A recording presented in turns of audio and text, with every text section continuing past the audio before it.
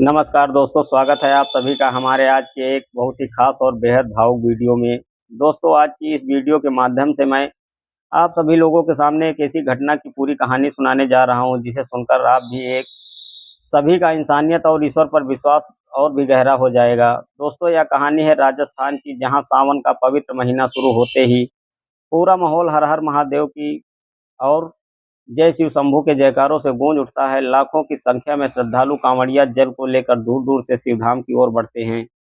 इसी पवित्र रास्ते पर मुख्य मंदिर के कुछ ही किलोमीटर पहले हर साल एक छोटा सा सेवा शिविर कैंप लगाया जाता है। वहां आकाश नाम का एक सीधा साधा साधारण सा लड़का दिन रात कांवड़ियों की सेवा में जुटा रहता है।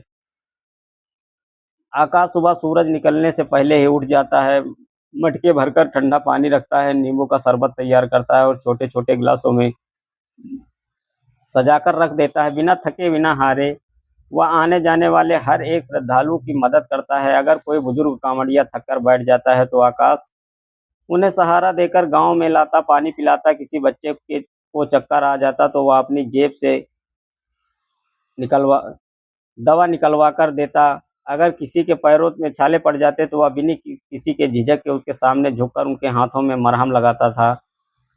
लोग उसे दिल से दुआएं देकर आगे बढ़ जाते थे, लेकिन आकाश हुआ किसी से एक रुपया तक नहीं लेता था। उसके चेहरे पर हमेशा एक मीठी सी मुस्कुराहट रहती थी। उसकी भगवान भोलेनाथ बस एक ही प्रार्थना थी, हे महादेव, मेरी माँ जल्द से जल्द ठीक हो जाए। दोस्तों, आकाश का घर पास के ही रतनपुर नाम के एक छोटे से गांव में था। मिट्टी की कच्ची दीवारें, टीन की पुरानी छत और सामने छोटा सा आंगन। दोस्तों, उसी घर में उसकी मां शांति देवी पिछले कई महीनों से गंभीर बीमारी की वजह से बिस्तर पर पड़ी हुई थी। धीरे धीरे उसकी हालत बिगड़ती जा रही थी और शरीर में काफ़ी कमजोरी आ चुकी थी। डॉक्टरों ने इलाज को बताया था, लेकिन दवाइयों और जांचों का खर्च आकाश की दिन भर की मजदूरी से कहीं ज़्यादा था।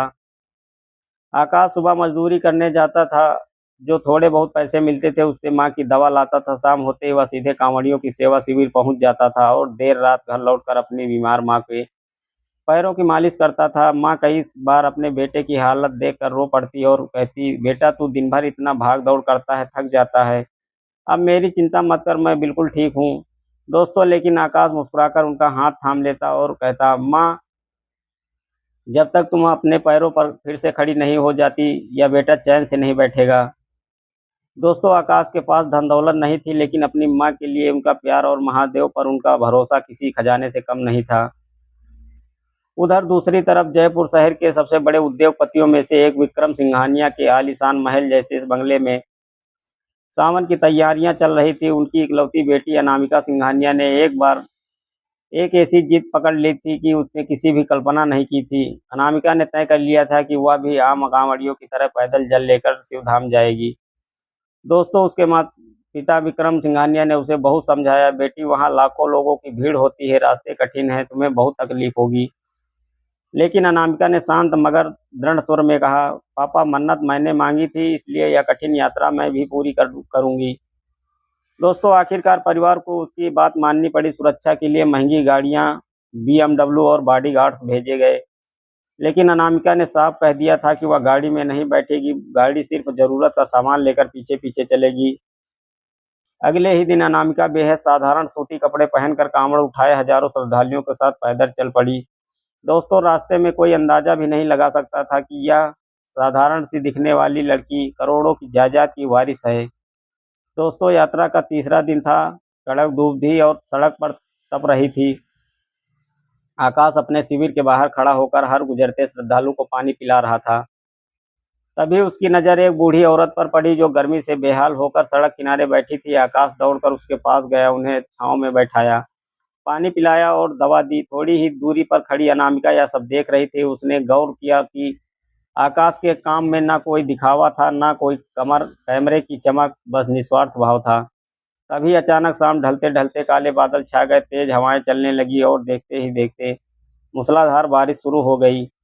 दोस्तों, सड़क पर कीचड़ हो गया और फिसलन बढ़ गई थी। अनामिका ने अपनी कांवड़ को दोनों हाथों से कसकर पकड़ा और आगे कदम बढ़ाया, लेकिन तभी उसका पैर कीचड़ में फंस गया, बुरी तरह फिसल गया। अनामिका अनामिका जमीन पर गिर पड़ी। उसने पूरी ताकत लगाकर कांवड़ को संभाला ताकि पवित्र जल न छलके, लेकिन उसका दायां पैर बुरी तरह मुड़ गया। आसपास के लोग रुक गए, लेकिन किसी ने उसकी मदद नहीं की। उल्टे गांव लोग अपने मोबाइल निकालकर वीडियो बनाने लगे, तो कुछ ही बारिश से बचने के लिए आगे निकल गए। दोस्तों, तभी आकाश की नज़र उस पर पड़ी। आकाश बिना एक पल गंवाए दौड़ता हुआ वहां पहुंचा। उसने सबसे पहले अनामिका के हाथों को, कांवड़ को सुरक्षित संभाला और फिर अनामिका को सहारा देकर अपने छोटे से शिविर तक लाया। अनामिका दर्द से कराह रही थी। आकाश ने तुरंत फायर एंड बॉक्स निकाला, ठंडे पानी की पट्टियां रखी और बड़े ही ध्यान से मरहम लगाना शुरू किया। अनामिका ने घबराकर पूछा, मेरी कांवड़ ठीक तो है ना? दोस्तों, आकाश ने मुस्कुराकर कहा, आप चिंता मत कीजिए बहन जी, आपका जल बिल्कुल सुरक्षित है, महादेव सब ठीक करेंगे। तभी अनामिका की सिक्योरिटी टीम दौड़ती हुई आई और बोली, मैडम आप तुरंत गाड़ी में बैठ जाइए, आगे चलना ठीक नहीं है। दोस्तों, लेकिन अनामिका ने मना कर दिया, मैंने पैदल यात्रा की मन्नत मांगी है, मैं बीच में हार नहीं मानूंगी।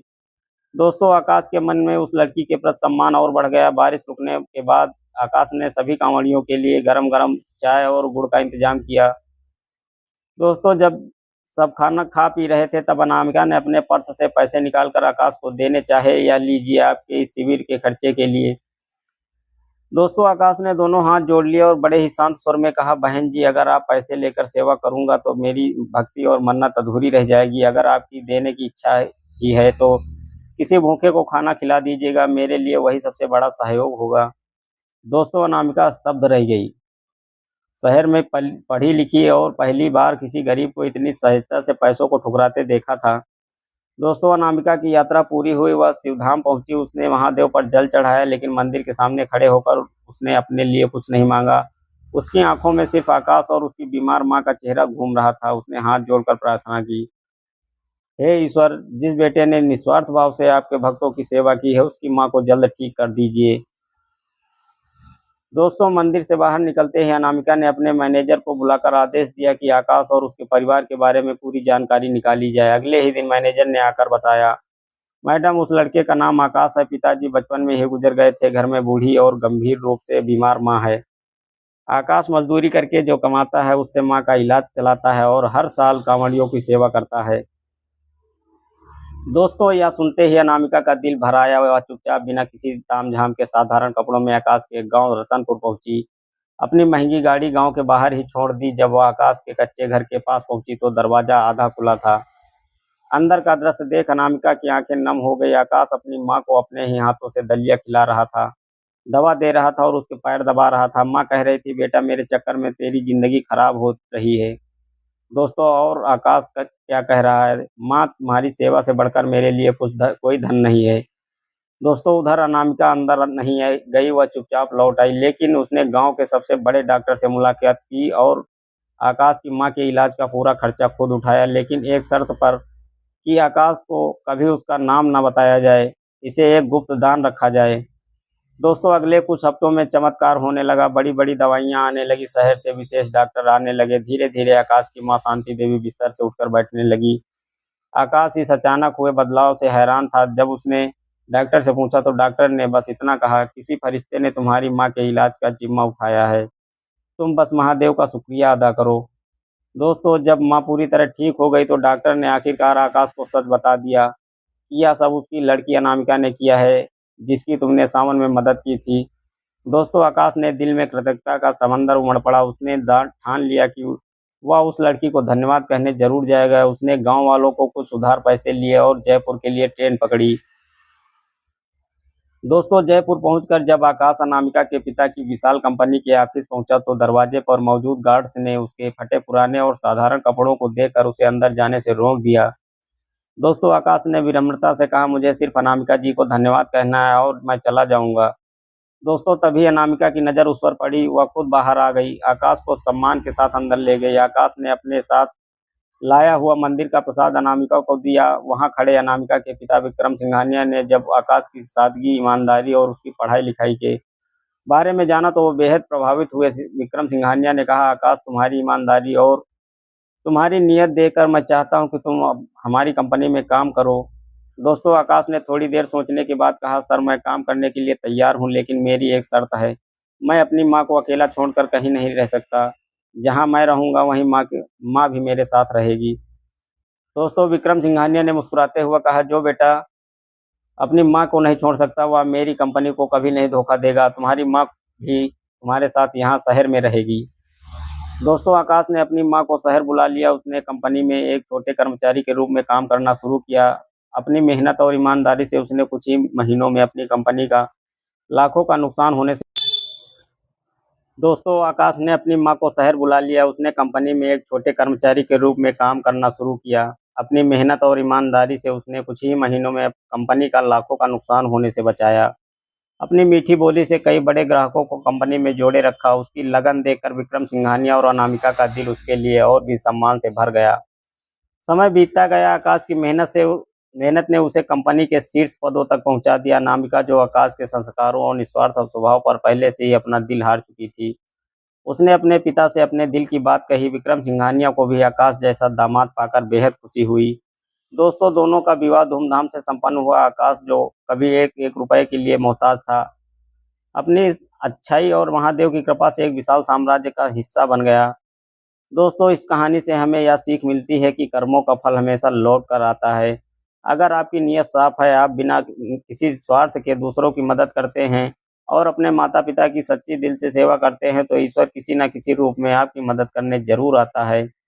दोस्तों, अगर आपको यह भावुक और प्रेरणादायक कहानी पसंद आई हो तो इस वीडियो को लाइक जरूर करें, अपने दोस्तों और परिवार के साथ शेयर करें और हमारे चैनल को सब्सक्राइब करना बिल्कुल भी ना भूलें।